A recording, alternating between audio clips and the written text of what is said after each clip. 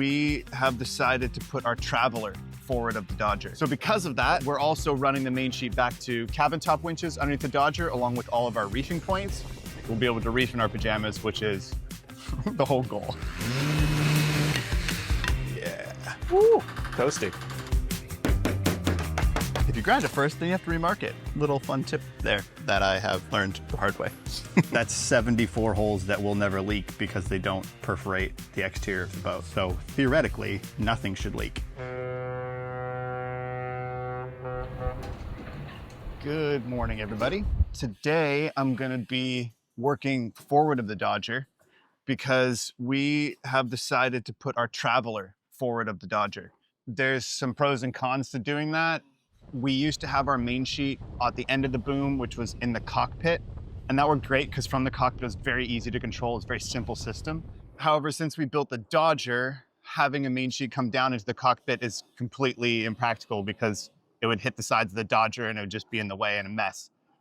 One of the things we could have done is put the main sheet on top of the Dodger and reinforce that aft arch a little bit more, turning it into a box instead of a C channel.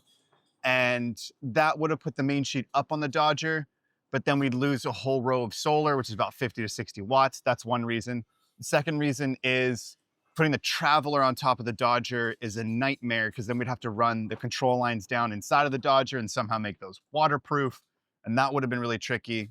What most boats do, if they're gonna put their main sheet on top of a hard Dodger like ours, is they either have a centrally mounted main sheet or they do like a German main with two mounts on each side. Those definitely work, and that's a great solution, but you do lose a little bit of sail control and a little bit of sail trim, which being all electric, we want to prioritize and optimize sail trim as much as we can, because if we can squeak out another couple of degrees upwind or, trim and get another half knot faster, that makes a big difference for us. So we opted to still have a traveler so we could get that sail trim ability. However, the only logical place to put it then is forward of the Dodger, just right here in front of the Dodger. However, by doing so, it means we're doubling all of the forces on all of the main sheet hardware because it's in the middle of the boom. It's half the distance to the mast, which means you're doubling the forces involved. So because of that, we're also running the main sheet back to cabin top winches underneath the Dodger, along with all of our reefing points, so that we can control the main from underneath the Dodger. So we can raise it, we can reef it, we can trim it, which means we're gonna have great control from underneath the Dodger, which is fantastic. We'll be able to reef in our pajamas, which is the whole goal. However, since the forces are doubled, it means we're gonna need to get a new boom, at least, because the forces are doubled, so our boom needs to be designed for those forces. And also all of the hardware that's gonna go up here needs to be beefy, to say the least. So we got these Traveler pods from Schaefer. They are monsters. They're made out of cast aluminum. They've got a swivel pin in them, and they're absolutely overkill, which is perfect for what we need. Last night, I ground down this area on each side because this is about where the Traveler is gonna be. However, what I noticed is although these pods are supposed to raise the Traveler up to clear this companionway turtle shell, it doesn't raise it up quite high enough. We need to add about the roll of a width of masking tape to get this pod up high enough that the whole Traveler is gonna clear our turtle shell. So today I'm gonna build some pedestals that are whatever this is, 40 mil or something like that. Maybe 50. And those pedestals are gonna sit here, and then they're gonna be glassed onto the top, and then this whole thing is gonna be through bolted. I'm probably gonna even replace the core here with the same G10 so that it's just like super robust. And then I also ground down the sides so that this pedestal will be flush. Get out of my way. This pedestal will be flush with the sides, so it'll have some glass down here as well. So when it's getting ripped on and tugged on, it won't just be glued down to the horizontal surface. It'll have some vertical as well. So it should be super robust and durable because yes, the forces are doubled, but there's always the potential for the boom to come across in an accidental jibe, and that puts an insane amount of force on everything involved.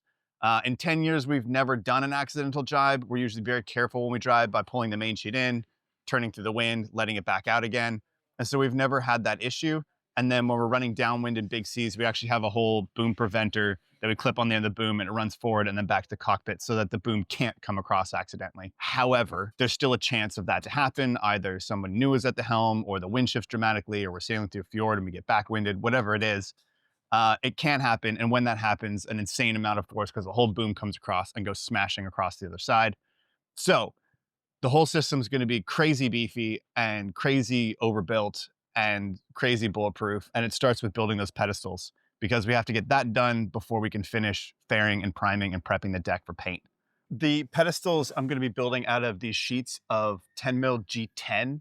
This stuff is insane. It's epoxy and fiberglass, but it's been heat treated and compressed to make it outrageously strong.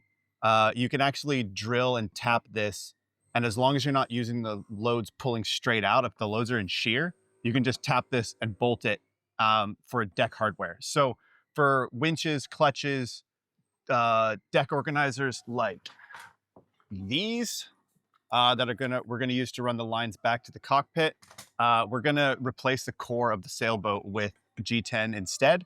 And that way there's going to be no protruding bolts down into the cabin top.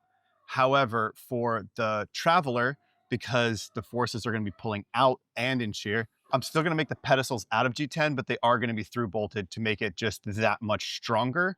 However, this stuff is notoriously difficult to work with because it's ridiculously hard fiberglass. So to make the templates for them, I'm going to use this leftover 10 mil foam that we have. It's the same thickness, so it'll be a really good idea of how many layers it's going to take.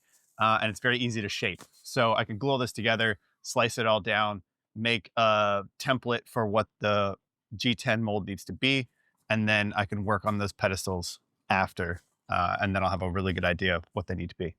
So I need to do a lot of measuring and marking and making sure everything's nice and true and square and perfect. And then I can mock up the templates.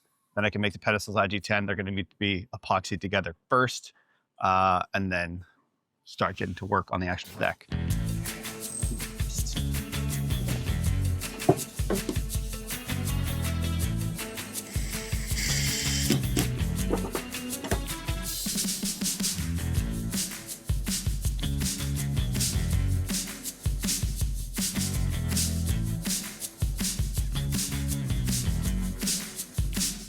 All right, got a plan. We're gonna do 4 layers of G10 on each side.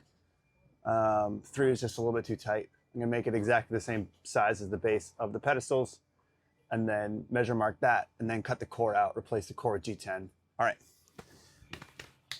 down to the container we go.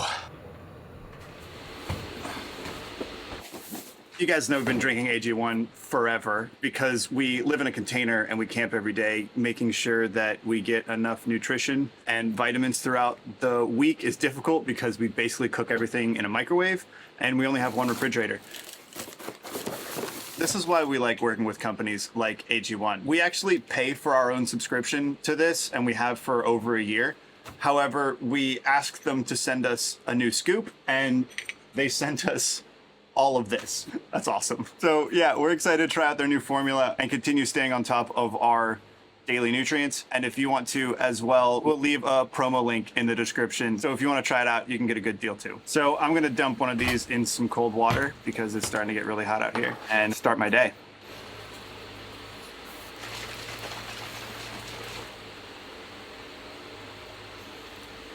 Wow, definitely tastes tropical. I like it.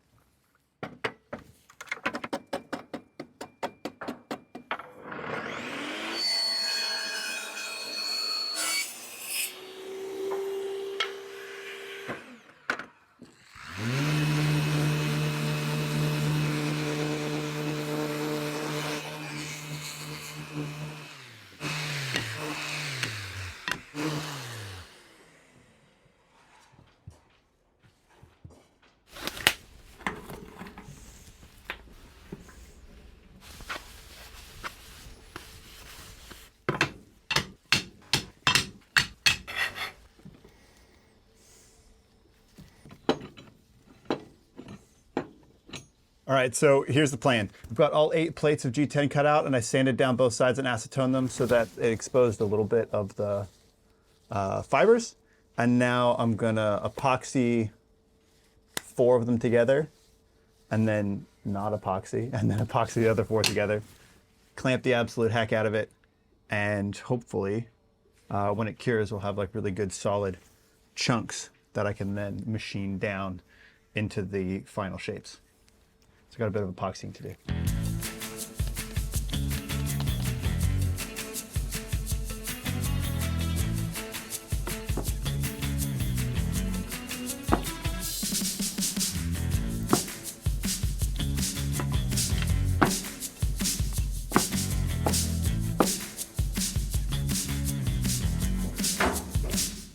Hopefully the 2 pedestals don't stick together. I didn't put any epoxy between them, but like, hopefully none oozes between them.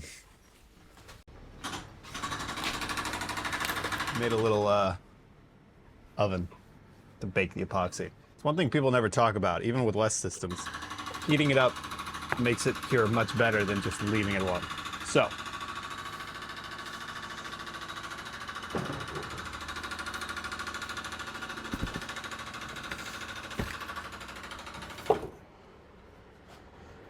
yeah.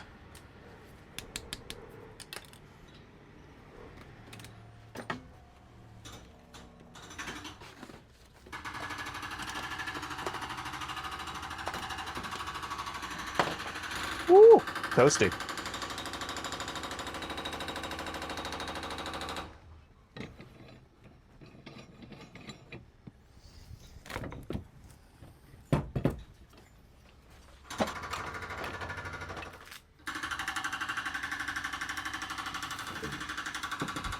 Well, the bottom's all gooey. Open sesame. There we go.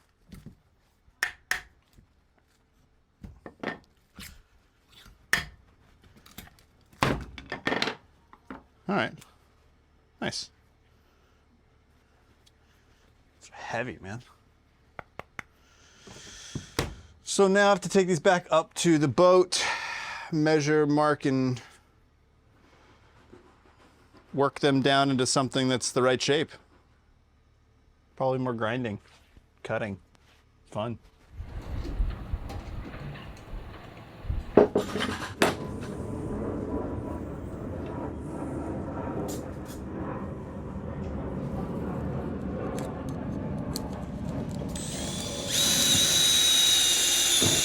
So one of the issues I'm gonna have is these bolt holes coming down through need to be far enough away from the edge of the deck to make sure that there's enough space for the nut and backing plate and everything underneath. So just drill a little quiet hole since we're gonna be glassing all this in anyway. And now let's go see where it came out.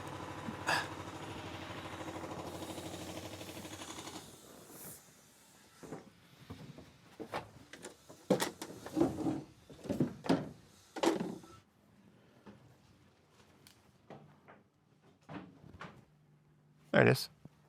You can actually see because I ground down the gel coat on the outside where the fiberglass is, where the core is be added here. And you can see where the core is on the cabin top too. So yeah, it's perfect. The Traveler is going to come down kind of right between these 2 bulkheads, which is a really strong spot. We're not putting a port light in there. So I think it's pretty good to go. Well, I've decided to go ahead and pre-drill these pedestals before I install them as well, because I have the backing plates, so I know exactly what the hole spacing needs to be, and it's gonna be much easier to do nice parallel holes with the drill press out here on the bench than it will be once they're installed with a hand drill. That way, the top pedestal will line up with this backing plate. Pretty much a guarantee that it'll line up. That's the hope. So yeah, I'm gonna drill these now and then epoxy them in after.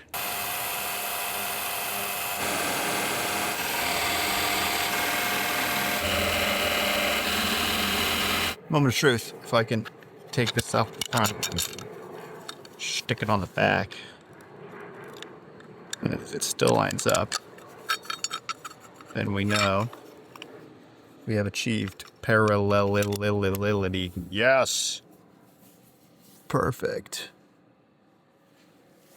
I think that worked out great. That's going to make lining these up so much easier once they're installed. All right, time to epoxy these things into the hull. I think we're ready. Let's go. All right. Well, I've been humming and hawing about this all day, and I think I'm just going to remove the core and replace it with thickened epoxy with the structural thickener. Since it's going to be kind of a weird contoury surface anyway, I'd have to like bond a piece of G10 in and then let it dry and then grind it down to the shape of the deck and then bond the other ones in.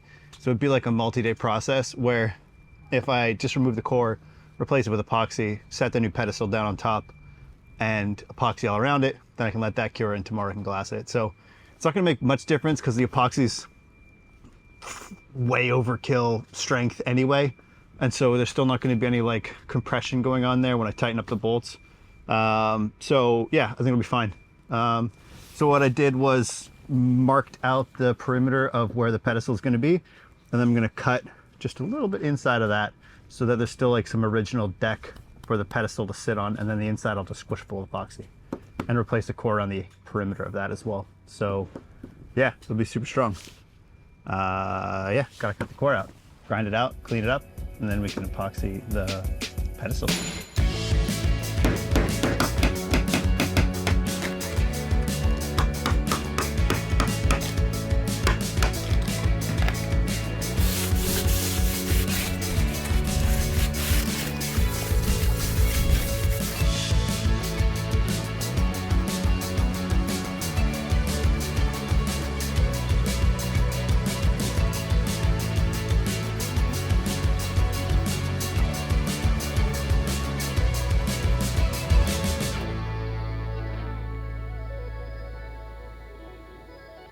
All right, well, the pedestals are epoxied on. I'm gonna let that epoxy cure and then grind it down and glass them in. And that project will be done for now. Still a bunch more work that needs to be done on deck before we can paint, but that one was one of the more complicated ones to sort out because it needs to be very well aligned because we don't actually have the full traveler track yet, so it's difficult to make that alignment perfect, but I think it's pretty freaking good. So yeah, probably gonna glass that tomorrow. So good night for now.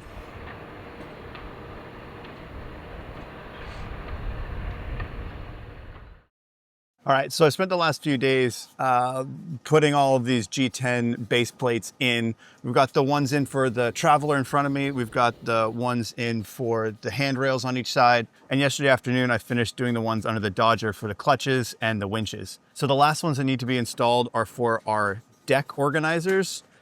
Because we're gonna be running all of the lines aft from the mast, we're going to be running them all underneath the Dodger. So the main sheet and the Vang and the Traveler and all the reefing lines and the main halyard are going to go underneath the Dodger. So we can hoist the main and reef the main and control the main from the cockpit. So this is a big change for us because we've never been able to do that before. We had the main sheet and Traveler in the cockpit before, but we had to go to the mast to do all the reefing. The issue is when you need to reef, it's because the weather's increased, the sea state's increased, and the last thing you really want to do is go forward to the mast. It meant that when we reefed in the middle of the night offshore, both of us had to be awake. So one could be in the cockpit controlling the main sheet while the other one went forward to do the reefing. Now, we've always wanted to run the lines back to the cockpit, but in order to do that requires a lot of deck reinforcement, especially around the mast base to take all those loads. And so we never bothered before because it was just too much effort, too much work for the little game we were gonna get back then. But now that we have this full nice Dodger setup and we're gonna be able to run the whole boat from the cockpit, running those reefing lines and the main halyard and the main sheets back to the cockpit is really important.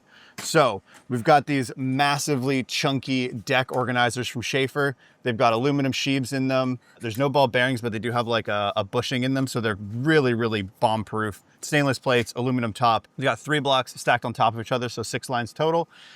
So coming back from the mast, we'll be able to condense the width of this. If we had to have all 6 side by side, it'd be really wide. And that wastes a lot of space for solar. So we've got to install these. And now that I've done quite a few of these, I've got the process pretty much dialed in. So I'm gonna walk you through that now and explain how this all works. So the trick I've been doing is, because I want these plates to basically sit on top of the original deck, I've been tracing out the plate, and then I end up cutting inboard. There we go. I end up cutting inboard of that by just a few millimeters, like 3 or 4. And that way there's still some original deck for this plate to sort of sit on because it's flush. And that way underneath it, I can remove all the core and replace it with thickened epoxy. And then it creates sort of a sandwich. So what it ends up looking like is this. We've got the G10 plate on top, like so. And then sitting on top of that is the deck with the original fiberglass. And then I cut here and then take the core out back a little bit further. So this is all core. And then underneath it is the bottom skin. And this is core.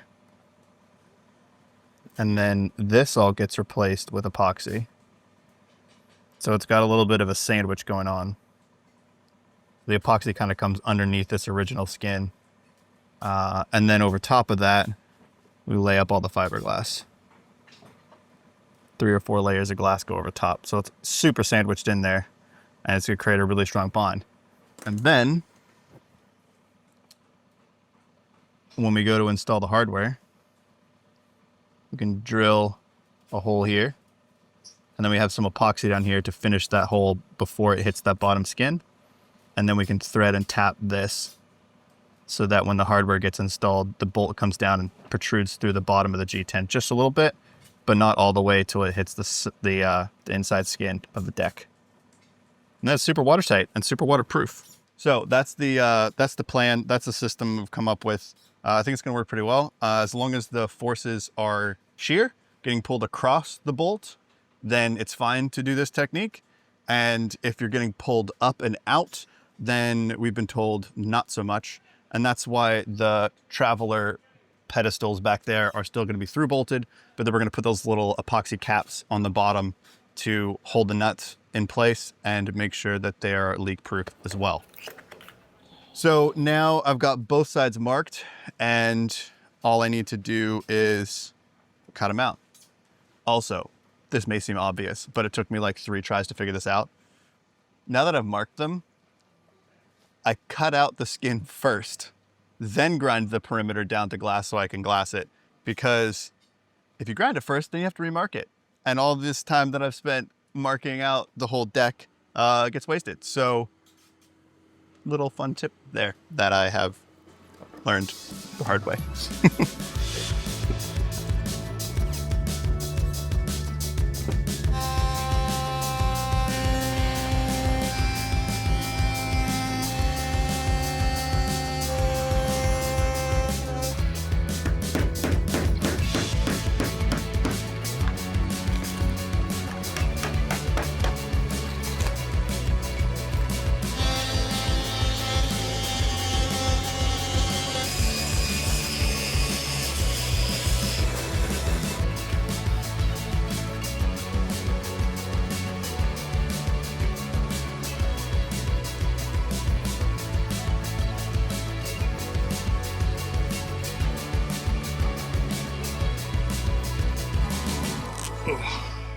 Whew.